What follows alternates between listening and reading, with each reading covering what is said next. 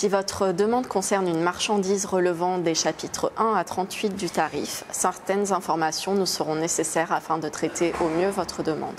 Dans la case 9 du formulaire de demande de renseignement tarifaire contraignant, il vous faudra préciser les caractéristiques de votre produit, que ce produit soit un produit alimentaire ou un produit chimique.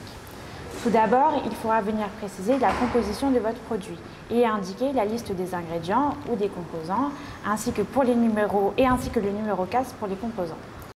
Par exemple, pour les plats cuisinés, il nous est nécessaire de connaître le pourcentage de viande et de légumes et de savoir si ces plats ont été assaisonnés ou non. Par exemple, si du sel y a été ajouté, de la sauce, de l'acide acétique. Par la suite, il vous faudra préciser le processus de fabrication de votre produit. Nous devons savoir si votre produit a subi une cuisson, s'il a été grillé, s'il a été cuit à l'eau chaude ou à la vapeur. Tous ces éléments sont importants pour nous et nous devons également savoir si votre produit est présenté à l'état frais, sec ou congelé. En outre, il vous faut préciser l'aspect de votre produit. Nous devons également savoir si votre marchandise se présente sous la forme de poudre, de granulés, de liquide. Et pour les plats cuisinés, nous devons savoir s'ils sont sous la forme de purée ou de soupe. Il vous faut également préciser la manière dont votre produit sera utilisé suite à son dédouanement. Par exemple, votre produit est-il destiné à l'industrie alimentaire, à l'industrie cosmétique? Sera-t-il utilisé dans la fabrication de boissons ou de plats cuisinés?